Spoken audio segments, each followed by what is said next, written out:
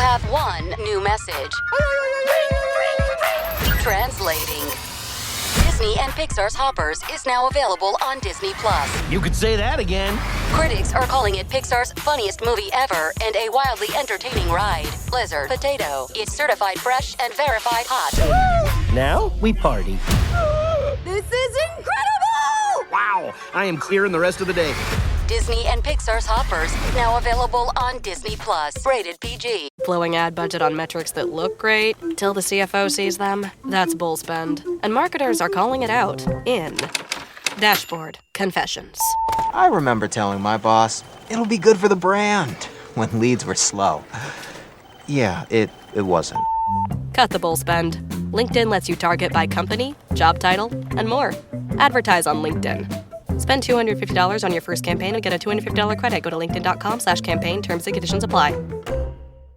Study and play come together on a Windows 11 PC. And for a limited time, college students get the best of both worlds. Get the Unreal College Deal. Everything you need to study and play with select Windows 11 PCs. Eligible students get a year of Microsoft 365 Premium and a year of Xbox Game Pass Ultimate with a custom color Xbox wireless controller. Learn more at windows.com/student offer. While supplies last. Ends June 30th. Terms at aka.ms/collegepc.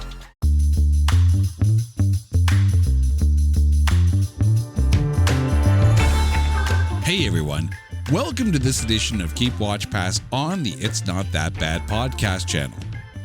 All right, we have gotten to the end of our Hollywood Dynasties little run of episodes here with a family that has graced our screens for decades upon decades, the Cusack family. And here to join me, ready to say anything, my lovely wife, Carrie. Carrie, how are you doing? I'm fantastic. How are you? You see what I did there, right? I did. Yep. Got my boombox ready to go. Right.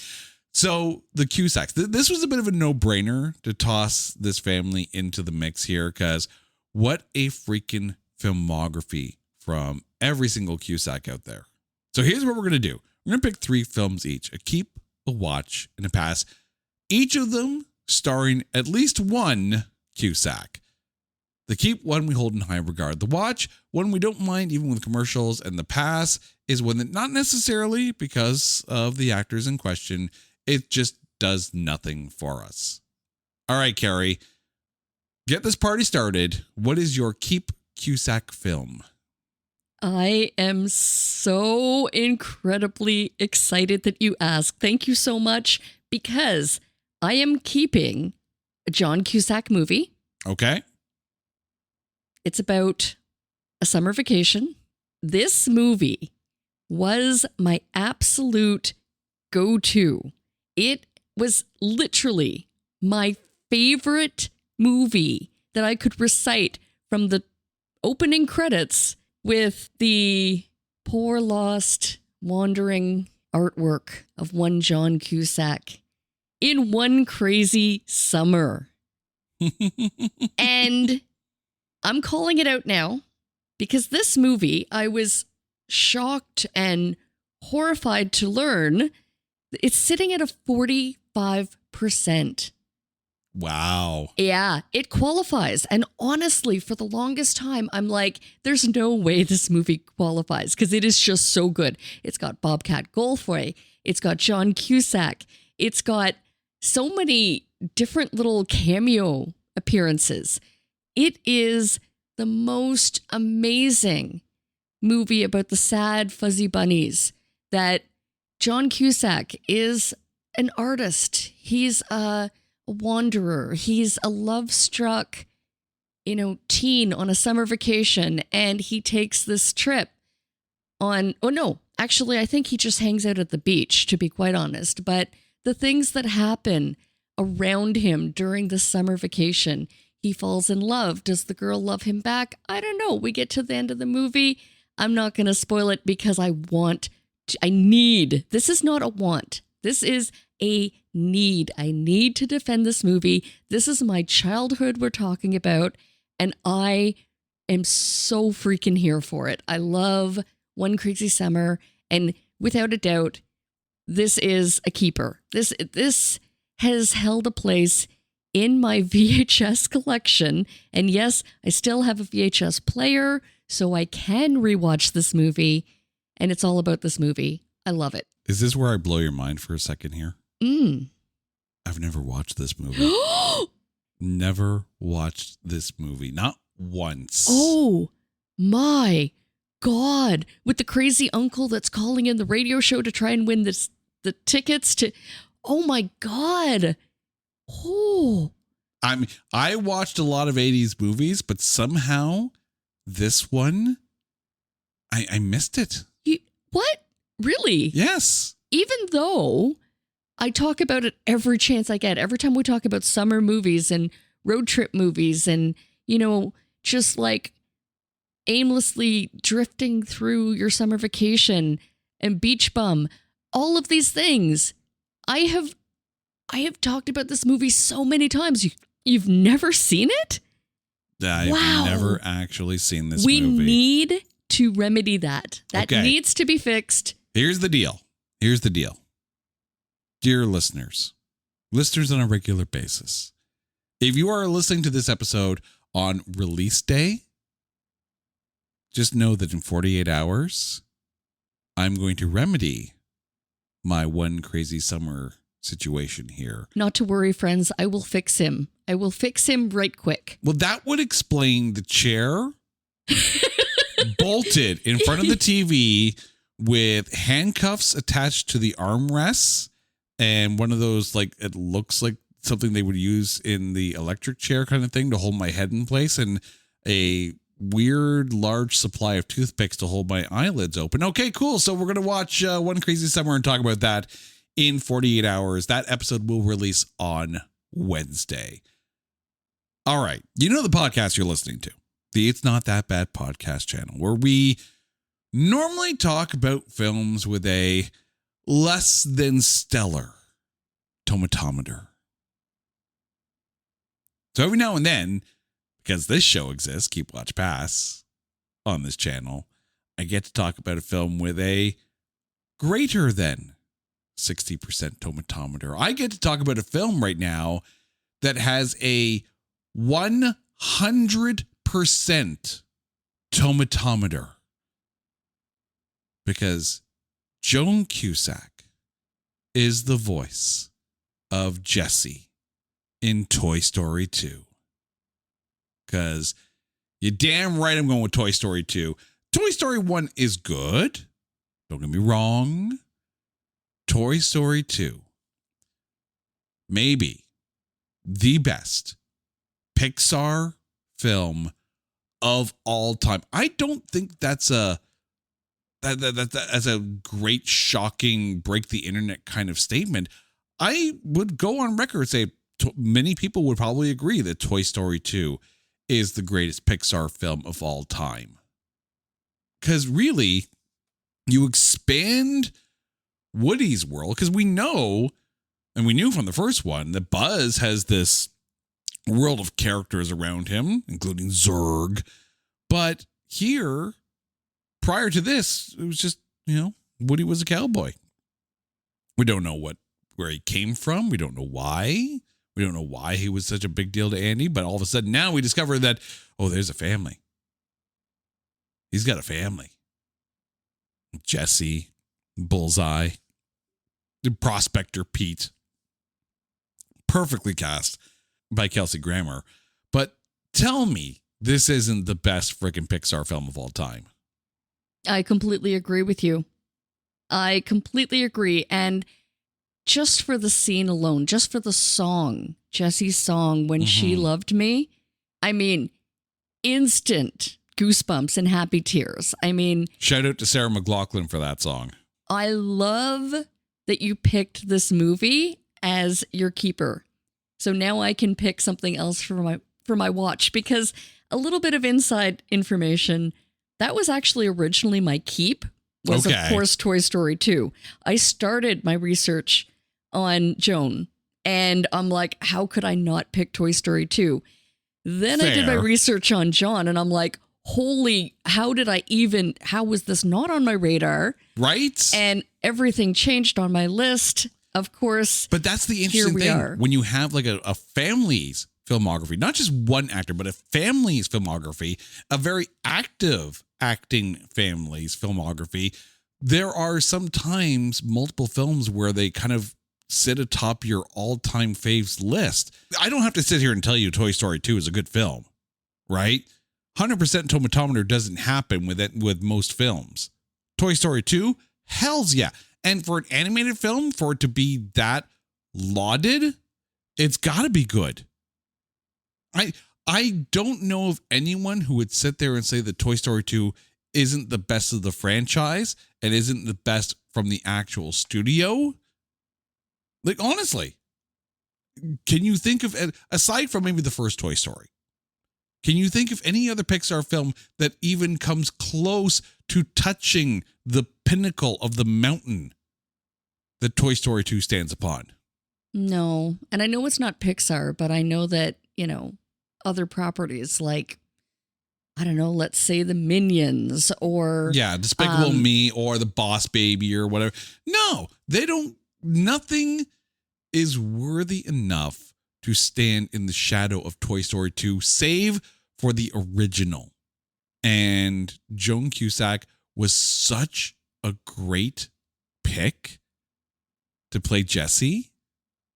Oh, she's absolutely perfect. Yeah. Absolutely perfect. Yeah. And I'm looking forward to the next movie. I am. Okay. I have to admit, I know that, it's kind of like, go into it with, I am releasing any expectation. See, I'm looking forward to Toy Story 5, I think more than I was Toy Story 4. And I say that because this has a bit more of a timely storyline with the idea of technology taking kids away from play. So I'm here for that. The last one was meh. Toy Story 3 was good too. Don't get me wrong. I'm not trying to disparage the rest of the franchise, but for me, it took a dip around Toy Story 4. I think Toy Story 5 is hopefully going to find its footing. And I like the fact that they're not just pumping these out year after year after year or every 2 years kind of thing. They're taking their time with these.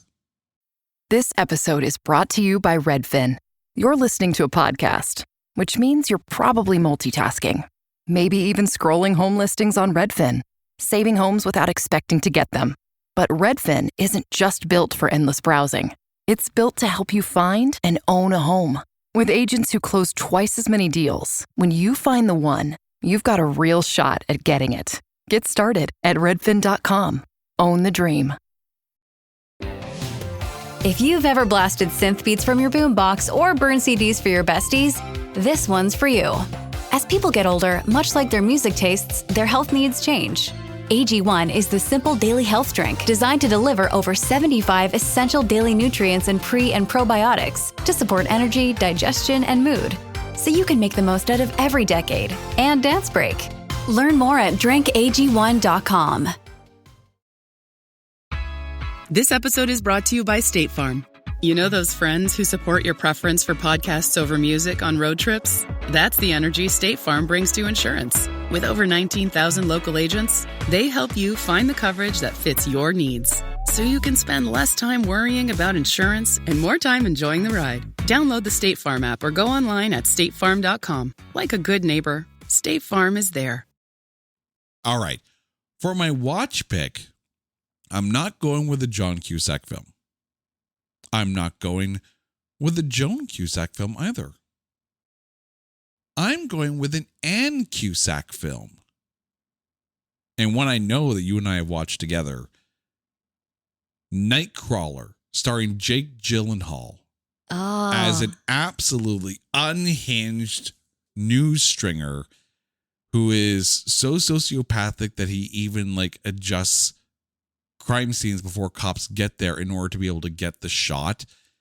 This is such a, I don't want to say it's a creepy film, but it's definitely a creepy character to center a film around. I was unfamiliar with Anne Cusack's filmography. Obviously, John and Joan get a lot of the attention for the work that they have done, but Nightcrawler is such a good film. I think, too, I enjoy this more because I also had a chance to watch a doc series on Netflix called Shot in the Dark, which actually follows 3 different news stringers in LA. It is such a well done series on Netflix. Like, for anyone who has ever thought about becoming an E&G camera person, especially a freelance E&G camera person who is basically, trying to be there as close to the moment of things happening as can be, because that's how they make their money, right? They sit in their cars with police scanners and they race to the scenes to try to get the story and then upload their footage to the local news stations and get paid freelance rates. Like, there's an old saying in television that if it bleeds, it leads. Nightcrawler is a film that kind of based on that saying, and it's horrific to even think about news in those kind of terms. But I mean, you watch local news and yeah, if it bleeds, it leads. It is cynical in how it's perceived, but that is the reality that some stringers deal with in order to try to make a buck doing their job as a self-employed news videographer. Nightcrawler takes that to the nth degree. So well played by Jake Gyllenhaal. Renee Russo is also really freaking good in this. I know we've talked about her recently in The Intern. This is a much different role for Renee Russo, but if you have not watched Nightcrawler yet, you should. It is chef's kiss acting by Jake Gyllenhaal. That was such a great pick, and I was really, really nervous with your setup because I was wondering if we had picked the same movie, which we did not. Okay. So what is your watch pick? Well, I too am picking an Anne Cusack movie, but one in which she plays a television woman who kind of like reports live from the birdcage. Okay. I fully appreciate this pick. I love this pick. I love this movie so much. Right? Oh my gosh. Right. Nathan Lane, Robin Williams. But I mean, like, even like the side characters, like Gene Hackman is so good in this. Like, and Kimberly Williams is also in this. Love her in this. It's such a good film. And the fact that it's a remake as well of the French film La Cage aux Folles, not always does an American-made foreign film remake land as well as this one does. Like, it's brilliant. It was one of Robin Williams' more probably underrated best films. Mm-hmm. I was going to say, I mean, the actors, the caliber of actors. I mean, just alone on the shoulders of Robin Williams and Nathan Lane. Yes. Just even the two main characters. Their chemistry was so good together, too. Right? I mean, this movie was just printed in gold sparkle lame. Like, it was just, I mean, you can't not love these characters. They were so, so good. Yeah. And so perfectly played as well. Like, there's a risk to kind of go a little bit too over the edge with a comedic portrayal of some of these characters, but I think everyone found the perfect pocket for these characters in a way that seemed realistic, even though, of course, it's a fictional tale, but realistic enough that you could easily see these people in these, positions in real life. It was brilliant. All right. Pastime. Not necessarily because of the Cusack's performance in these films, just because the film doesn't land with us. All right. Your pass pick. I hate to admit, I honestly struggled with this because I'm like, such a fantastic actor, maybe one of my favorites. I just have to give shout outs to movies we haven't mentioned. I mean, John Cusack in Serendipity. I mean, of course, the absolute classic John Cusack in Say Anything. Right. But I am passing on a John Cusack movie. Okay. A movie with so many funny actors. It's got Rob Corddry. It's got Craig Robinson. I mean, how could I not like Hot Tub Time Machine? But I don't. I just don't. I was Really? like, this kind of felt like a Saturday Night Live sketch, that went on too long, right? Maybe in a smaller dose, but I thought it was so ridiculous. Really, the concept, right? You can be transported from this hot tub into a completely different realm. I don't know. There wasn't enough. There wasn't enough passed around. I just couldn't get behind it. I mean, I'm glad you mentioned saying anything because yes, it does go without saying that it has to be mentioned. It is actually on Rotten Tomatoes his highest rated film. But it's one of those things where I think you're a little too harsh on Hot Tub Time Machine. I mean, I did write down Pop Star Never Stop, Never Stopping, but that would have been the easy way out. And then as I did more research, I'm like, no, you know what? Hot Tub Time Machine just didn't stick with me. And I was actually looking forward to it because I'm like, okay, these guys are really funny. Mm-hmm. It's going to be really funny. It didn't quite, I don't know, maybe my expectations were too grand, but it didn't quite hit the mark with me. I was just like, okay, this is the stupidest concept, really? Do you realize that we can't talk about Hot Tub Time Machine on the show? No way. No. Didn't they make a sequel, though? They did. I'm sure we could talk. But he wasn't in it, though. No. He was smart and got out, right?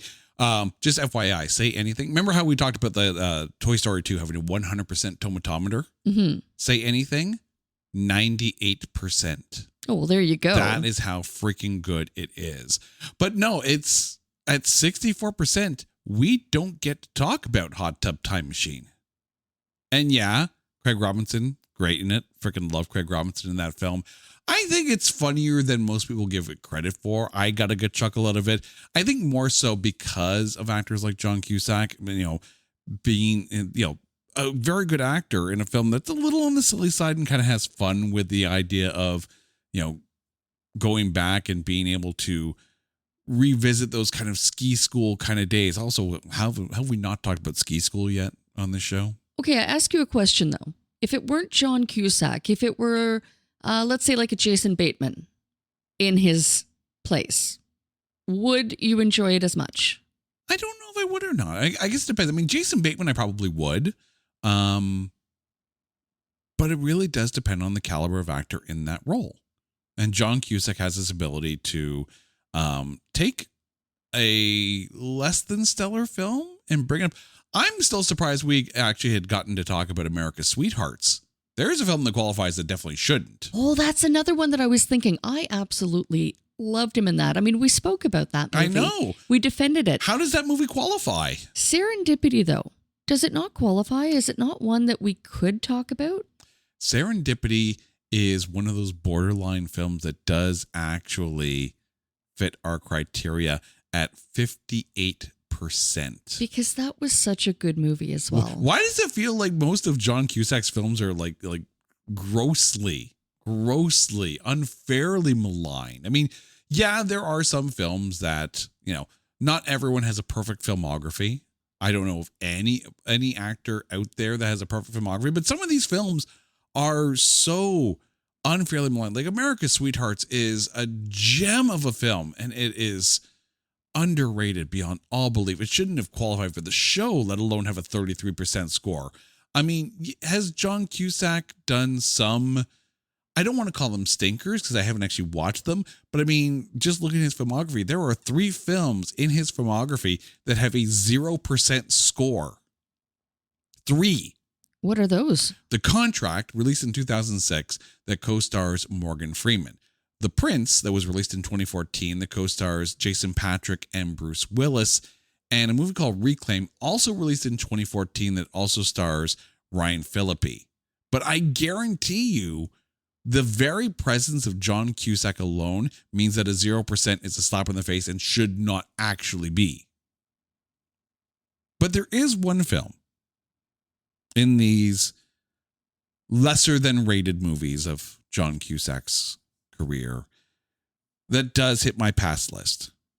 And this is a twofer because Joan Cusack is also in this film, and it was co-written by John Cusack. So I feel a little bad when I tell you that I'm passing on War, Inc. This is a bit of a swing and a miss here. So John Cusack plays a hitman who's hired to kill the CEO of an oil company. And his cover is that he's a trade show organizer who also has to put together a wedding at the end of the trade show for a pop star. The pop star is played by Hilary Duff. And the film also has Marissa Tomei, Ben Kingsley, Dan Aykroyd, Ben Cross. Like, it's a solid freaking cast. And I know we have talked on past episodes of this show where they're talking about, bigger movies or slightly more maligned films, where when you take a look at a cast and you see all these award-winning actors' names in the credits, and you're like, why? Why? And you expect so much from these, dare I say, legendary actors. Sometimes the movie doesn't fit the cast assembled for it. I think part of the problem too is that this feels like a We Have Grosse Pointe Blank at Home kind of film, because John Cusack's already kind of gone down that hitman road, and Grosse Pointe Blank is one of his more higher rated films. War, Inc. just doesn't hit for me. I was watching it and I was like, what is going on here? And I just don't understand. And I feel bad because John Cusack co-wrote this one, and it just did not land for me. I'm sure there are people out there who like this film. It did not land for me. All right, Carrie, let's remind our listeners what your keep, watch, and past picks are for movies starring a Cusack.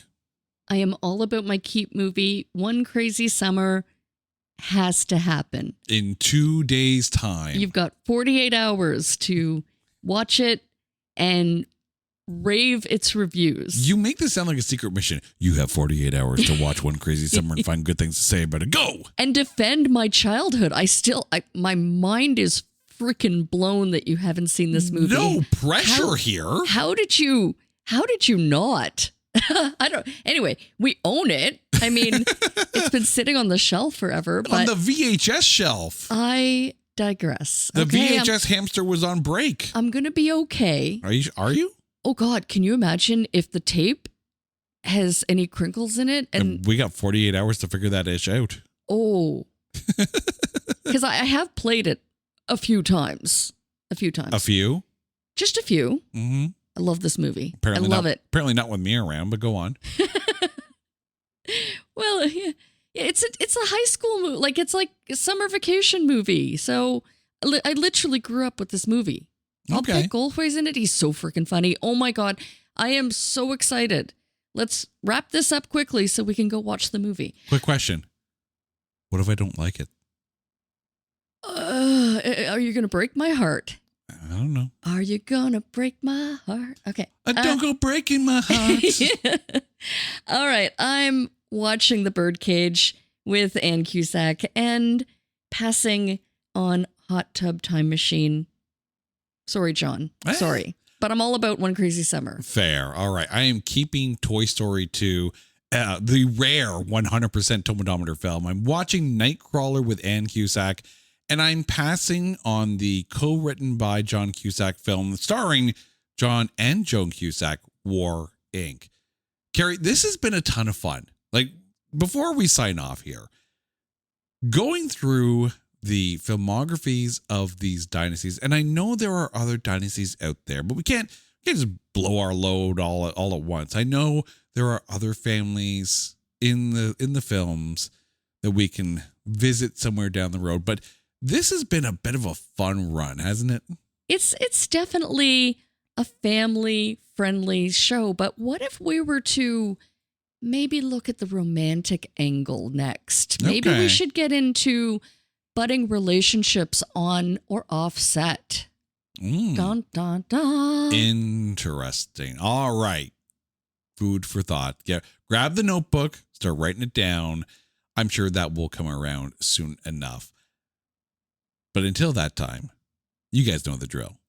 If there's a topic that you want us to cover on Keep Watch Pass or a movie that you want us to cover on It's Not That Bad, hit us up on social media at Not That Badcast or go to our website, notthatbadcast.com. And while you're there, just remember, August is around the corner where we celebrate 5 years of podcasting on this channel. All these movies watched for your enjoyment. So we're going to celebrate as only we know how. But until that time, she's Carrie. I'm Jay. You guys are awesome. This is Keep Watch Pass on the It's Not That Bad podcast channel and a proud member of the Pantheon Podcast Network. Take care.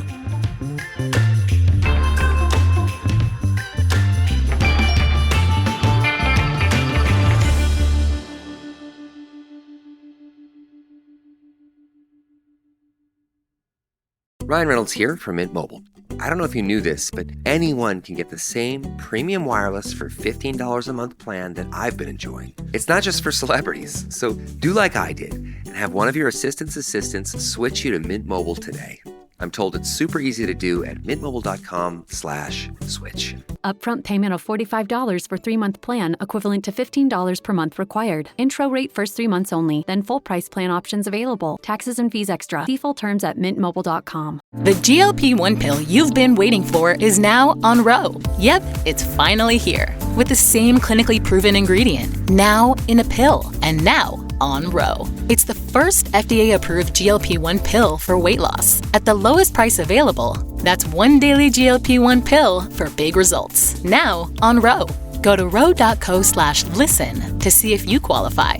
RX only. Go to ro.co/safety for serious side effects and boxed warning associated with GLP-1s. Are you one of those media strategy people clicking through slides, scrolling spreadsheets? Yes? Good. This is for you. Because on Spotify, there's an audience that's different, locked in, loyal, invested. They're called fans. Fans don't just listen to music, they feel seen by it, like it belongs to them. So when your brand shows up on Spotify, that's who you're talking to. And you're right next to artists like me, Lizzo. So, are you ready to talk to fans? Spotify advertising. You're among fans.